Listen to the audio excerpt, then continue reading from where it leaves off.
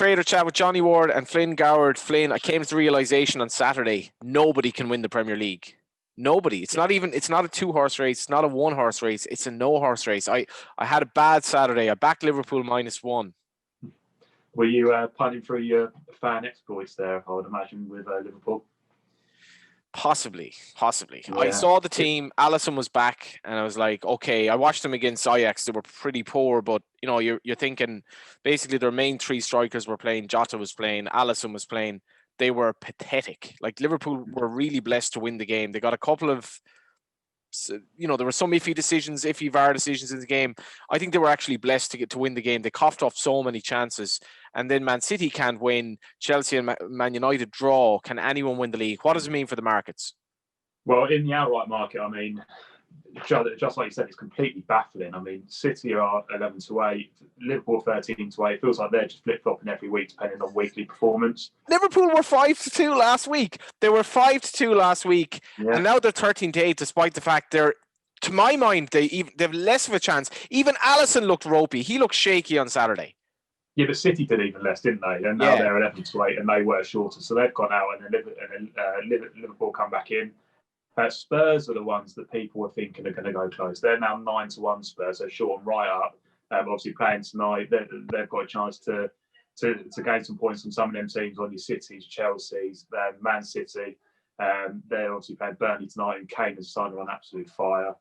Chelsea at 16, Man United 25, and then Arsenal 33. So it's pretty much anyone's. But if you have a quick look at the market that we've got as well on our website in terms of the outrights, when you look at your Villas of the world and those type of teams, they're also shortening. They're 150-1 or so now. So they're certainly not a million. So it is pretty much anyone's. And one thing to know in terms of the way that people are punting on the football now as well, Johnny. Now we've not got the games all going off at 3 o'clock on a Saturday. We've seen a lot less hackers. But what we are seeing is a lot of people are doing builder bets because a lot of the games obviously being able to be watched now, being one after the other. So we're seeing a lot of request to bet business, a lot of builder bet business, but a lot less hackers, unfortunately. So it's interesting one to know there. How can you do an ACCA? Like, I can't predict one scoreline at the moment. Even my own team, Galway United, like under the new manager, our away record is incredible. We can't do anything at home. It's just nothing makes sense anymore. It's a minefield. Yeah, it's a minefield. I tipped up Leeds for the top half at the start of the season. I see they're 8-11. I actually still think that's a bet. I think they're going really well. Bamford, another lad who could have declared for Ireland but didn't, but we don't hold that against him. What do you make of that market? I mean, they're probably one of the ones that have shortened. Obviously, Everton 1-14 now to finish in the top half, and you also have the likes of Villa 11-10. Yeah, I think with these markets, we can't be getting carried away. I mean, we're only 5 games in.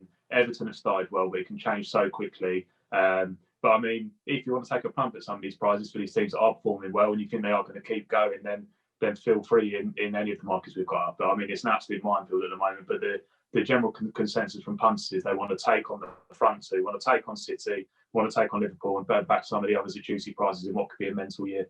Did you have a good weekend on the football?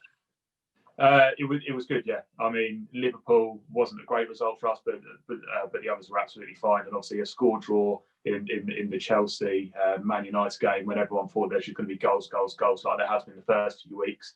We didn't see much of that this week. Let's talk golf. Some price movements in the Masters, I believe. Yeah, Patrick Cantlay was an absolute horrific result for us in the Zozo Championship. We laid him lumpy at 12s before the final round. Rahm and Thomas would have been great results, and you think those two being 2 of the best in the world, leading out front, would have been able to hold off Cantlay, but they both made terrible mistakes throughout their round. So in terms of Masters price movement, so Cantlay's now 25 from 33. Obviously, the Masters is in 3 or so weeks' time. Rahm is 10-1 from 11. I think is the one they've all got to beat. I think he's by far the best in the world made for the Masters.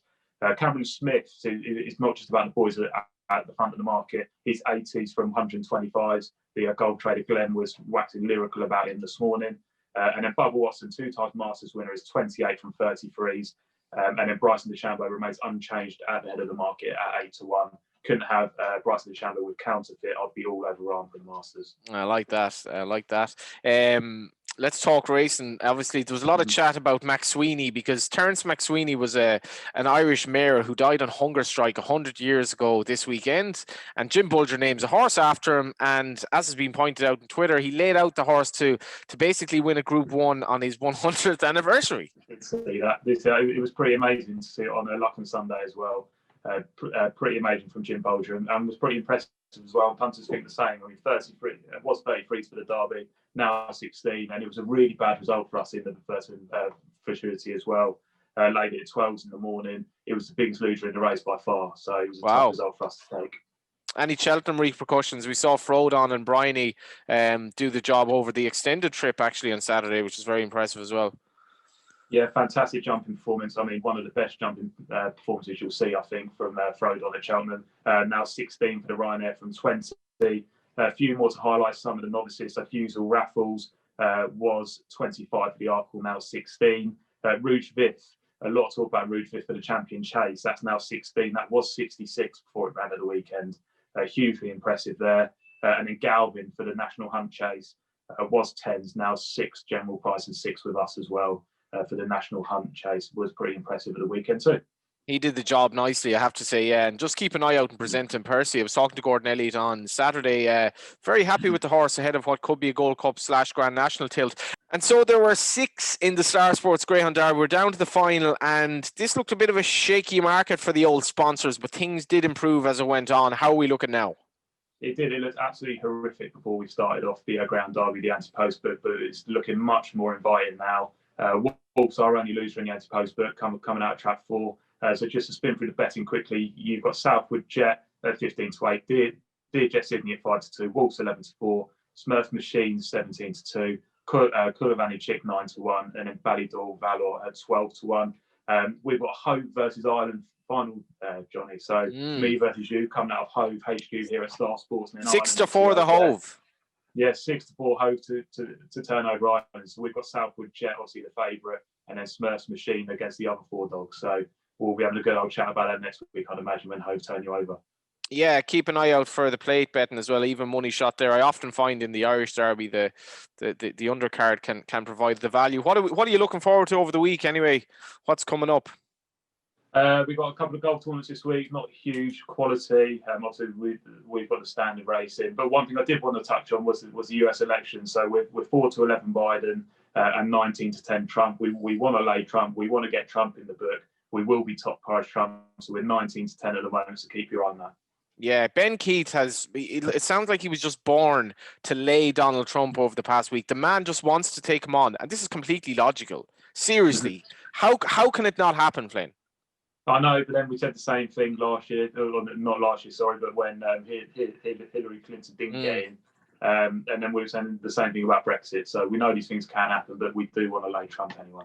Finally, I presume that market's working out okay for you at the moment, considering you've laid Trump and he's on the drift.